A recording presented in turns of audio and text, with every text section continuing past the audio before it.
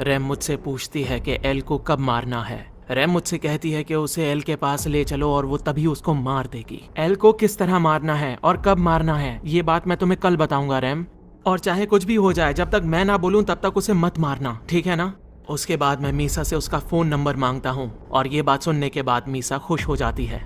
वो मुझसे मेरा नंबर मांगती है और मैं उसे फिर से मना कर देता हूँ। वो फिर से वही सब बातें करती है। वो मुझसे कहती है कि वो मेरी गर्लफ्रेंड है और उसके पास मेरा नंबर होना चाहिए।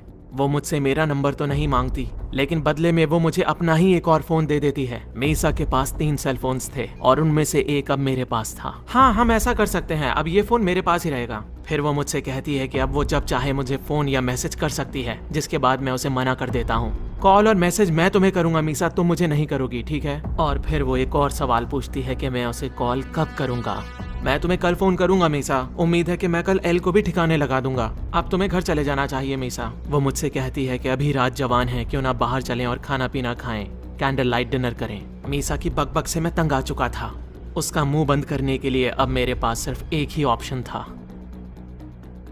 अरे वाह लाइट, तुमने तो मौके पे चौका मार दिया मेरे दोस्त, तुम तो बड़े हैवी ड्राइवर निकले। प्लीज घर जाओ। रैम से बात करते हुए ध्यान रखना कि आसपास कोई ना हो। मैं भी ऐसा ही करता हूँ। मेरी चाल काम आती है और वो चली जाती है।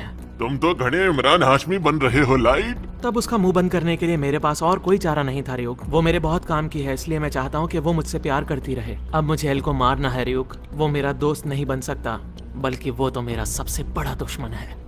मैं अकेला था और ये सोच रहा था कि किस तरह से एल को मारा जाए जिससे उसकी मौत महज एक हादसा लगे।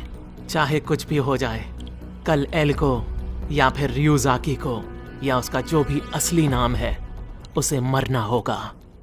दूसरी तरफ एल टीवी स्टेशन में भेजे गए टेप्स पर जो सबूत मिले थे उनको देख रहा था। मिस्टर यागामी, अगर मैं अगले कुछ दिनों में मर जाता हूँ तो समझ लीजिएगा कि आपका बेटा ही कीरा है। एल की ये बात सुनकर डैड हिल जाते हैं। अगर दोनों कीड़ा आपस में मिल चुके हैं तो इसका मतलब ये है कि मेरी जान को बहुत खतरा है। बहुत ज्यादा काम करने की वजह से हो सकता है मैं कुछ गलत सोच रहा हूँ, लेकिन मुझे ऐसा ही लगता है। मैं ऐसा क्यों कह रहा हूँ ये तो नहीं कह सकता, लेकिन अगर मैं कुछ दिनों में मर जाता हूँ तो यकीन मानिए आपका बेटा ही कीड़ा है। अब मुझे हर कदम बहुत ही फूक फूक कर रखना पड़ेगा, नहीं तो मैं गया काम से। मैं कैंपस में अपनी गर्लफ्रेंड के साथ घूम ही रहा था और तभी सामने मुझे एल बैठा नजर आता है। अरे कैसे हो मेरे दोस्त? क्या हम बाद में मिल सकते हैं? मुझे मेरे दोस्त से कुछ जरूरी बातें करनी है। बंदी छोड़कर मेरे पास आ गए, वो बुरा मान गई तो? लड़की, बस और ट्रेन, एक जाती है दूसरी आती है। दोस्ती के ऊपर कुछ नहीं होता रियोजाकी। मैंने तुम्हारे डैड को बता दिया है कि अगर कुछ दिनों में मैं मर जाता हूँ तो इसका मतलब ये होगा कि तुम ही कीड़ा हो। आखिर ये चाहता क्या है? और वैसे भी तुमने कहा था कि तुम मुझे मिस कर रहे हो, इसलिए मैं यहाँ पर आ गया। हाँ, मैंने सच ही कहा था, मैं तुम्हें बहुत मिस कर रहा था। अब मैं बहुत ज्यादा कंफ्यूजन में था। क्या मुझे आज ही एल को मार देना चाहिए या मुझे रुकना चाहिए? समझ में नहीं आ रहा था। मैं पहले ही बहुत परेशान था और तभी मेरी परेशानी कई गुना बढ़ने वाली थी। चलो चलकर कुछ खाते हैं। हाँ ठीक है, वैसे भी मेरा ब्रेक ही चल रहा है। हम दोनों कैंटीन की तरफ बढ़ ही रहे थे कि तभी सामने से मीसा आ जाती है। तुम कितनी बेवकूफ हो, तुम यहाँ क्यों आई? इस तरह मीसा का सामने आना मुझे परेशानी में डाल सकता था, लेकिन एक अच्छी बात ये हुई कि मीसा ने उसका असली नाम जान लिया था। एल मीसा को अपना नाम हिडाकी रियुगा बताता है, जिसको सुनने के बाद मीसा कश्मकश में पड़ जाती है क्योंकि वो उसका असली नाम देख सकती थी। अंदर ही अंदर मैं बहुत खुश था क्योंकि मुझे लग रहा था कि एल का आज इस तरह से कॉलेज में आना उसकी मौत की वजह बन सकता है। अचानक वो हंसने लगता है। ये हंस क्यों रहा है? कहीं इसे पता तो नहीं चल गया कि मीसा ही दूसरी कीड़ा है? तुम तो बड़े हेवी ड्राइवर हो लाइट। मैंने बहुत सारी मैगजीन्स में मीसा को देखा है। मैं मीसा का बहुत बड़ा फैन हूँ। मीसा यंगस्टर्स में काफी पॉपुलर थी और उसे यहाँ पर देखकर उसके आसपास भीड़ लग जाती है। मैं एल का असली नाम जानने के लिए बेकरार था, लेकिन इस भीड़ के चलते मैं मीसा से नहीं पूछ सकता था। और तभी कोई आता है और मीसा को वहाँ से लेकर चला जाता है। जैसे ही मीसा क्राउड से दूर जाती है, मैं सोच लेता हूँ कि अब मुझे मीसा को फोन करके एल का असली नाम जान लेना चाहिए। चलो लाइट, बहुत तेज भूख लग रही है यार। वो असल में मुझे कुछ काम याद आ गया, तुम चलो मैं आता हूँ। बहाना बना के मैं उसे भेज देता हूँ। मैं मीसा से बात करने के लिए फोन निकालता ही हूँ कि तभी एल का फोन बजता है और वो मुझे कुछ ऐसा बताता है जिसको सुनने के बाद मेरे होश उड़ जाते हैं। हमने मीसा को गिरफ्तार कर लिया है। हमें लगता है कि मीसा ही दूसरी कीड़ा है। लाइट, तुम्हारे एल लग गए। आखिर एल को इतनी जल्दी पता कैसे चला? मुझे कुछ समझ में नहीं आ रहा।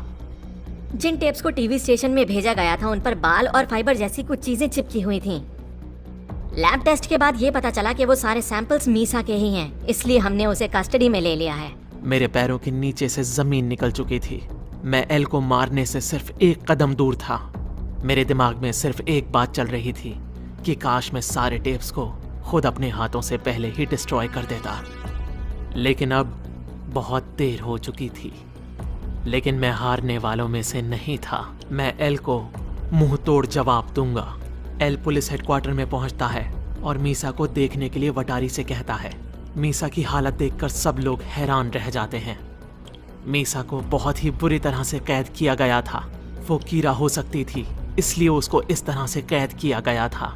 मीसा के खिलाफ पुख्ता सबूत मिल चुके थे। एल जान गया था कि वो ही दूसरी कीरा है। मिस्टर यागामी, बहुत ही अफसोस के साथ कहना पड़ रहा है कि अब लाइट ही हमारा प्राइम सस्पेक्ट है। बहुत जल्द हम उसे इंटेरोगेशन के लिए यहाँ पर लेकर आएंगे। अब आपको अपने दिल पर पत्थर रखना होगा चीफ यागामी। और आखिरकार 3 दिन के बाद मीसा बोलने के लिए तैयार हो जाती है। वो बार बार खुद को मारने की बात करती है, जिसको सुनने के बाद सब हैरान रह जाते हैं। तुम दूसरी कीरा हो और तुम पकड़ी गई हो, क्या यही वजह है तुम मौत मांग रही हो? जवाब में वो कहती है कि उसे कीरा के बारे में कुछ नहीं पता।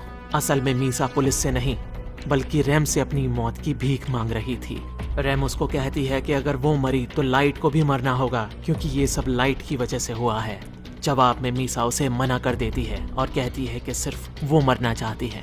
एल समझ जाता है कि जरूर कुछ गड़बड़ है, इसलिए वटारी से कहकर एल उसके मुंह पर कपड़ा बांधने के लिए कहता है। कभी कभी दरवाजे से भी आना चाहिए, मैं डर जाता हूँ रैम।